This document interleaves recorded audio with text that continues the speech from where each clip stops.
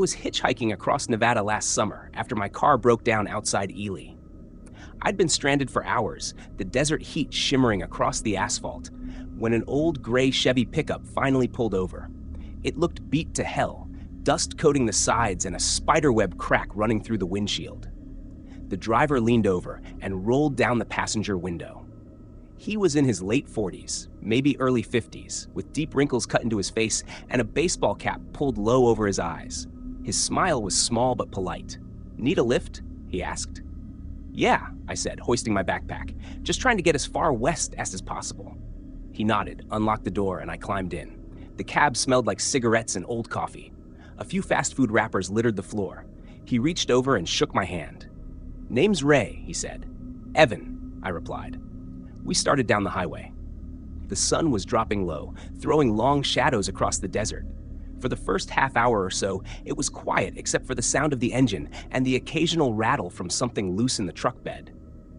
"So where are you headed?" he asked. "California.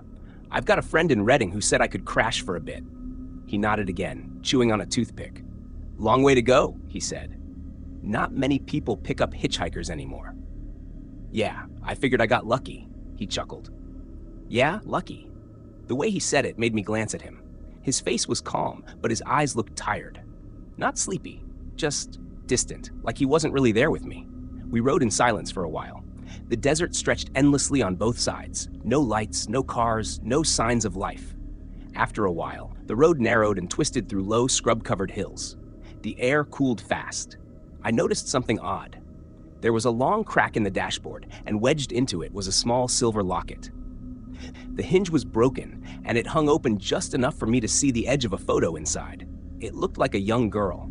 Ray caught me looking.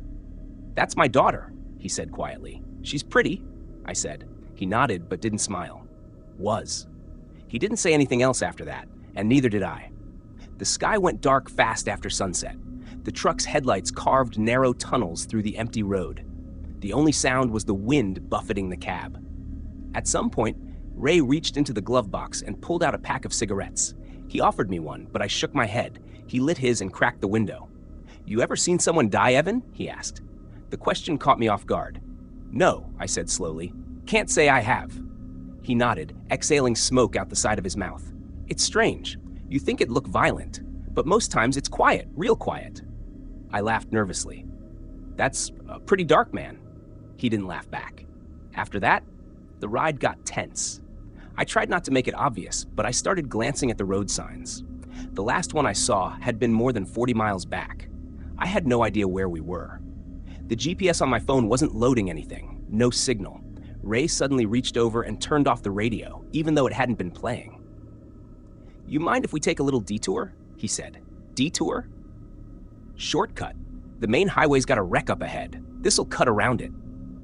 He turned down a narrow dirt road before I could answer. The headlights bounced off the rough terrain. Maybe I'll just get out here," I said, trying to sound casual. "Don't want to slow you down." He gripped the wheel tighter. "You're fine. We're almost back to pavement." But I could tell we weren't. There were no tire tracks ahead of us, no signs of recent travel, just scrub, sand, and blackness. I glanced behind us. The road had already vanished into the dark. I tried to keep my breathing steady. "So, what happened to your daughter?" I asked, hoping to change the subject. He was silent for a long time. Then he said, "She went missing. Someone picked her up off the side of the road." My stomach dropped. "Jesus," I said, "that's awful." He nodded slowly. "Yeah, they never found her. Cops said she probably got in the wrong car." He looked at me then, his eyes catching the dim dashboard light. "I've been looking for that man ever since." The air in the cab went still. Something inside me said to move, to get out right then, but I froze. He reached over to adjust the vent, and I saw a dark stain on the cuff of his sleeve. It looked like dried blood. "Ray," I said carefully, "you can let me out anywhere. I'll be fine." He didn't answer. He just kept driving, jaw tight. A few minutes later, he reached under his seat. My hand went to the door handle instantly, but it was locked. He pulled out a hunting knife. The blade caught the glow from the dashboard. "Relax," he said, noticing my reaction. "Just keeping it close. Coyotes out here." He set it on the seat between us. I forced a nod, trying to play it cool. "Yeah, smart." But my pulse was hammering. We drove another mile before the truck slowed. There was nothing around us, just desert and black sky. He pulled off to the side, turned off the engine, and the world went completely silent. He sat there for a moment, staring out into the dark. Then he turned toward me, the knife still sitting inches from my thigh. "You know what I can't stand?" he said softly. "People who take what ain't theirs." I didn't move. He leaned closer. "That man who took my daughter, he thought he could just grab her and disappear. Thought nobody would come for him." "Ray," I said, my voice shaking, "I'm sorry for what happened, but I'm not that guy." He smiled, not kindly, slow, crooked, like he was savoring it. "Everybody says that." He reached for the knife. I reacted without thinking. My hand shot to the door, pulling hard. It didn't budge. Manual lock. I yanked it up, shoved the door open, and jumped out into the dirt. I heard him shout behind me. The knife clattered against the side of the truck as he scrambled out. I ran. The ground was uneven, rocks slicing through my shoes. My legs burned, lungs on fire. I could hear his boots crunching behind me, the sound getting closer. "Come back here," he yelled. There was a faint glimmer ahead, headlights maybe. I sprinted toward it, tripping and scrambling until I hit the edge of the road. A pair of headlights rounded a bend in the distance. I waved my arms, screaming. The car slowed. It was a white sedan. I ran toward it, but before it stopped, Ray's hand clamped down on my shoulder and yanked me backward. He was stronger than he looked. I fell hard, dirt filling my mouth.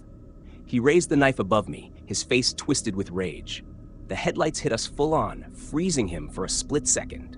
A voice shouted from the car, someone yelling, "Hey, what the hell's going on?" Ray turned. That pause saved me. I kicked upward, catching him in the knee, and scrambled to my feet. The sedan door flew open, and a man ran toward us. Ray took off toward the truck. I heard the engine roar as he peeled out, kicking up dirt and rocks. The stranger grabbed my arm, helping me up. "You okay?" I could barely breathe. He tried to kill me." We both watched as the taillights vanished into the dark. The man drove me to the nearest gas station 30 miles away. The clerk called the police. They took my statement, wrote everything down, and sent a patrol out on the back roads to look for Ray's truck. They never found him. No record of a gray Chevy pickup registered to anyone named Ray in the area. No missing person case involving a daughter that matched his story. Nothing. But I know what I saw. I know that Lockett was real. And I know that somewhere out there, he's still driving those desert roads, looking for another hitchhiker to mistake for the man who took his daughter. I don't hitchhike anymore. Not even if I'm desperate. Because luck had nothing to do with that night.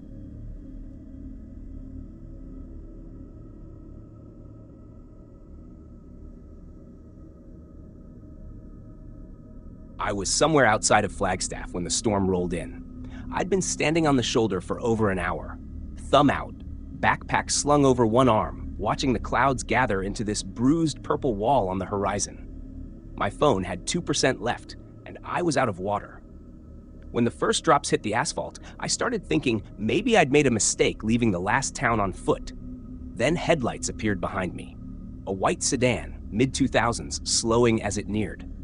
My heart actually lifted until I saw the driver's face through the glass. He was in his 30s, maybe 40s. Thick glasses, pale skin that looked like it hadn't seen sunlight in years. He was grinning, teeth too small, lips too thin. The car stopped, and the passenger window rolled down with a squeak. "Need a ride?" he asked. His voice was light, almost cheerful, but something about it made me hesitate. Still, the rain had started to come down harder, soaking through my jacket in seconds. I forced a smile. "Yeah, if you're going west." "Sure am," he said. "Hop in." I climbed in. The air inside smelled faintly of air freshener and sweat. The dashboard was littered with energy drink cans and empty chip bags. The man had a plastic dashboard figure of an anime girl, one of those exaggerated ones, and it was taped to the vent with a strip of duct tape. He glanced over as I buckled in. "Name's Curtis?" "Rachel," I said. Curtis pulled back onto the road. The wipers squealed across the windshield, struggling to keep up with the downpour. The storm swallowed the world outside in sheets of gray. "You're brave," he said after a moment. "Hitchhiking alone. A girl like you? Not smart these days." "I've done it before," I lied. He smirked. "I bet you get picked up a lot." I didn't respond. He looked at me again, longer this time, his eyes flicking up and down in a way that made my skin crawl. I mean, he said, you've got that look. Innocent, you know? Guys notice that. I stared straight ahead. Thanks, I guess. He laughed quietly, a dry, wheezing sound. Don't get mad. It's just an observation. The silence stretched. I tried focusing on the sound of the rain, but he kept talking. You'd be surprised how lonely it gets out here. People pass you by like you're invisible. I used to drive for rideshare apps, back before they kicked me off. Too many false complaints, they said. People lie, you know? They see a quiet guy and assume the worst. I nodded slowly. That sucks. Yeah, he said. But you seem different. You're not one of those girls who think every man's out to get her, huh? My throat went dry. No, I guess not. He smiled wider. Good. I can tell you're not like the others.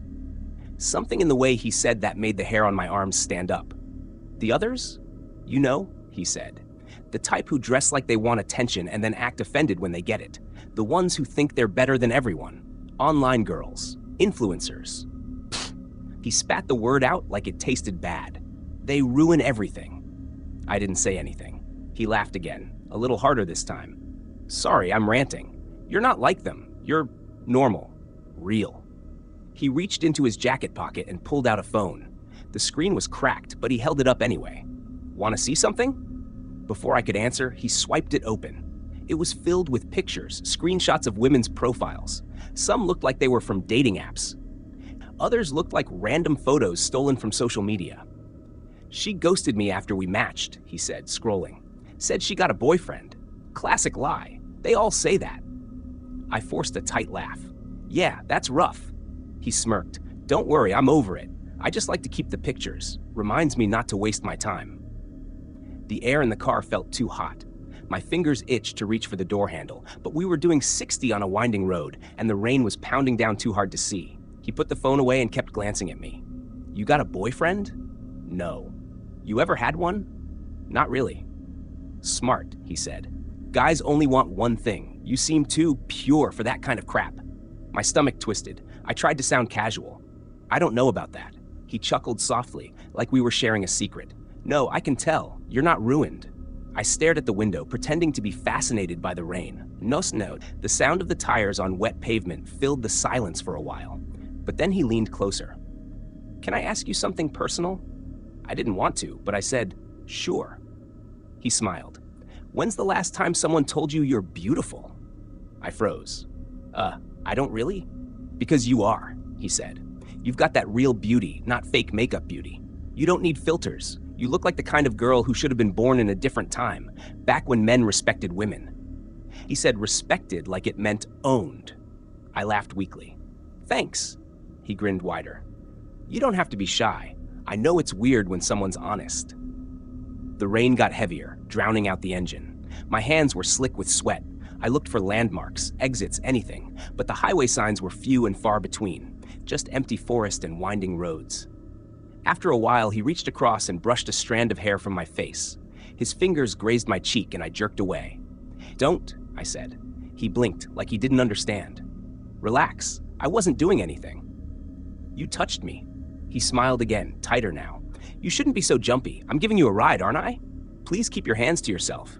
He stared at me for a moment, then turned back to the road. His grip on the wheel tightened. You're just like them after all. What? He didn't answer. His jaw flexed, eyes fixed on the windshield. You act polite, then you pull away. You all do that. The wipers scraped harshly. Look, I said, I can get out at the next gas station. He laughed, sharp, bitter. There isn't one for 20 miles. I swallowed hard. That's fine. I'll walk. He turned his head slowly toward me, and in the glow of the dashboard, his smile looked wrong, stretched, unnatural. You really think you're better than me, huh? I didn't answer. He slammed his hand against the steering wheel. Say it! I flinched. I don't think that. I just want to get out. The car swerved slightly, and my seatbelt locked. He let out a long breath, like he was trying to calm himself, then spoke quietly.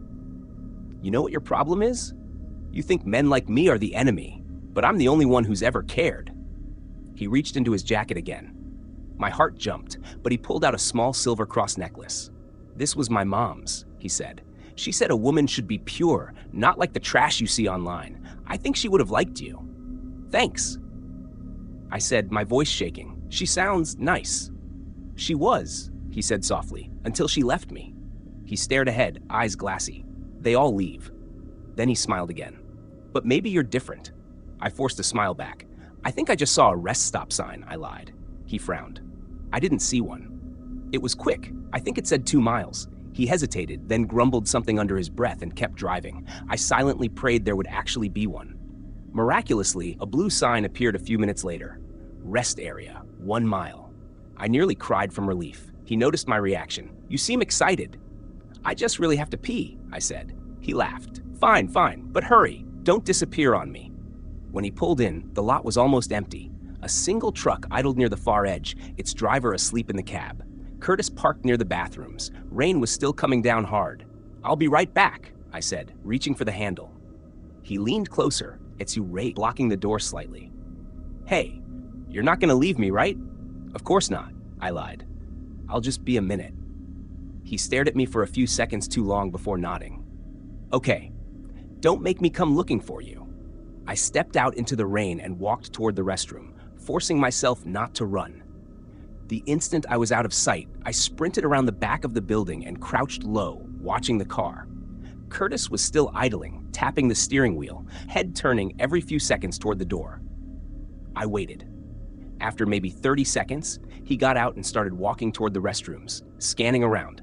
That was my chance. I bolted for the trucker's rig, pounding on the side of the door. The man inside jolted awake. What the hell? Please, I gasped. There's a man. He tried to grab me. Please drive. The trucker didn't ask questions. He threw open the passenger side, and I scrambled in. The engine roared to life. In the side mirror, I saw Curtis turn, his face twisting in anger as we pulled away. He started running toward the truck, yelling something I couldn't hear through the rain. We merged back onto the highway.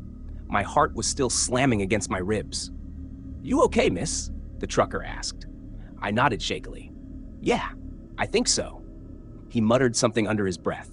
Crazy bastards out here. We rode in silence for a while.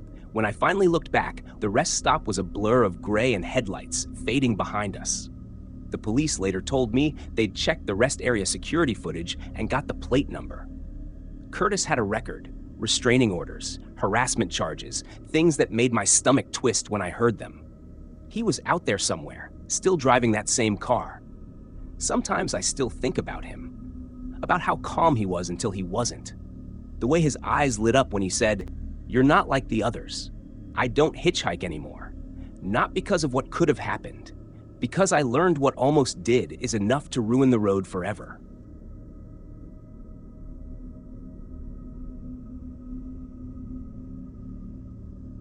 I was 22 when I made the stupidest decision of my life, hitchhiking through Utah to save gas money.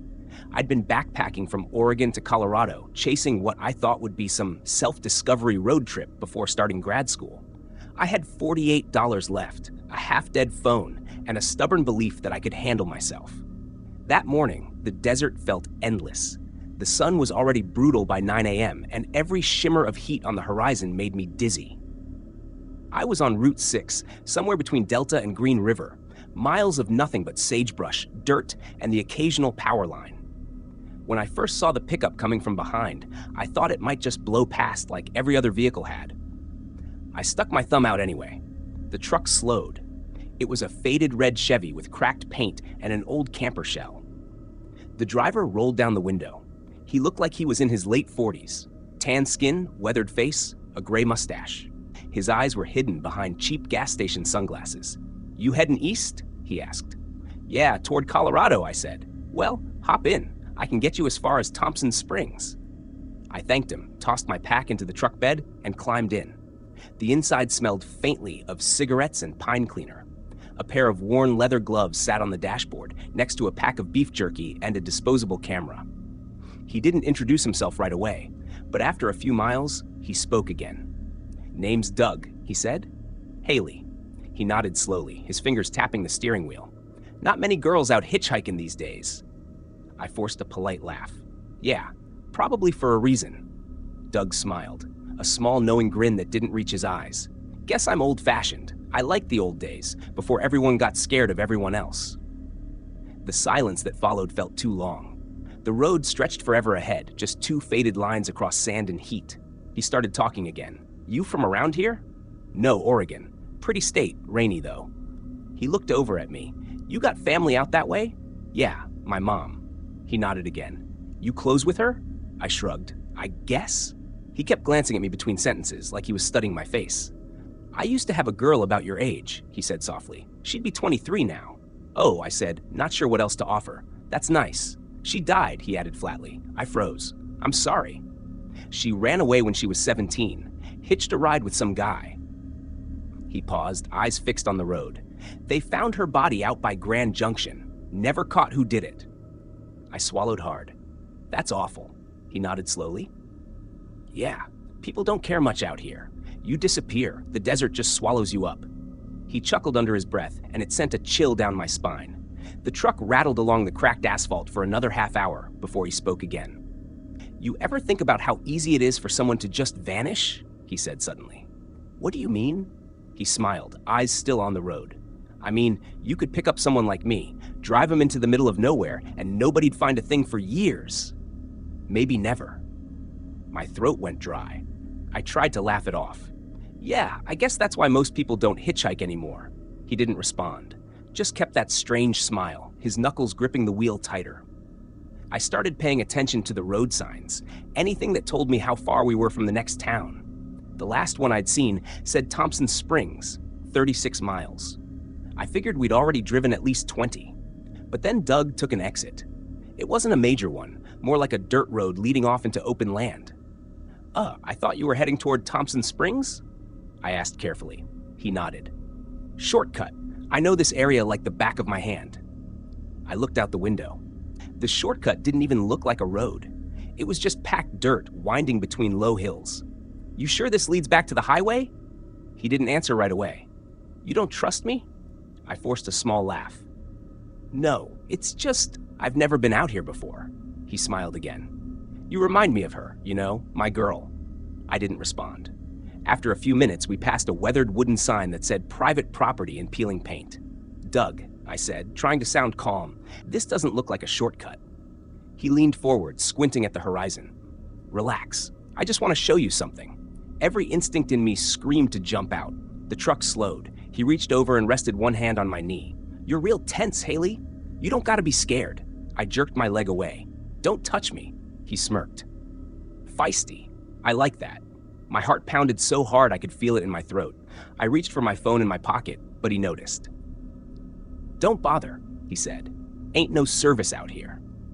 I looked out the window. Nothing but desert. Not a house, not a car, not a single power line.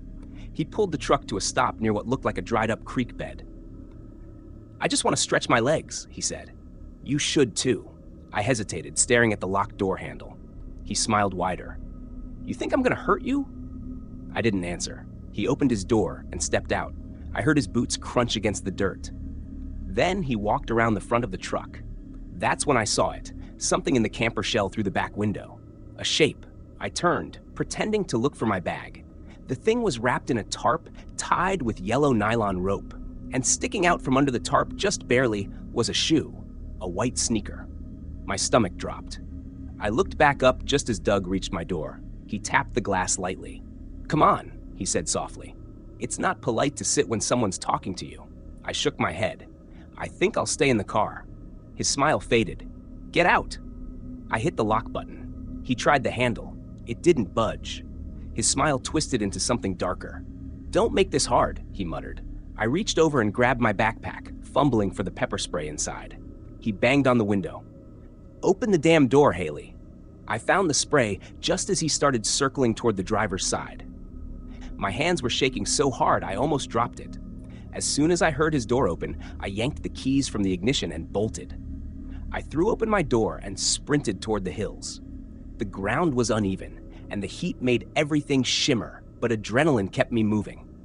Hey! He shouted behind me. Come back here! I didn't look back. I ran until my lungs burned, ducking behind a cluster of boulders. I crouched low, clutching the pepper spray in one hand, listening. His boots crunched against gravel somewhere nearby. You're gonna get lost out here, he called. His voice was almost sing-song. Ain't no one gonna find you. I covered my mouth with my hand to keep from breathing too loud. Then I heard him move closer. You think you're smart, huh? Think you can just run off? You don't know this land like I do." The sound of his footsteps stopped. Then I heard the click of something metallic, maybe a knife opening, maybe a lighter. "You remind me of her," he said softly. "You even sound like her." I stayed perfectly still, praying he'd give up. After what felt like forever, I heard him mutter, "Fine, you'll come out when you're thirsty." Then his footsteps retreated. I waited until I couldn't hear the truck engine anymore before moving. I didn't know which direction was north, but I could see a faint shimmer far in the distance. Maybe the highway. I started walking that way, keeping low, trying not to think about what was under that tarp. It took me nearly 3 hours to find the road again. My lips were cracked, my legs covered in cuts from brush. Finally, a semi-truck came along, and I stumbled into the lane waving my arms. The driver, a woman named Candace, pulled over and let me climb in.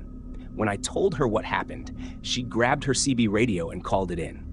State police found Doug's truck abandoned later that night. The tarp was gone, but they found blood in the bed, and the ropes I'd seen were still there, stained, frayed.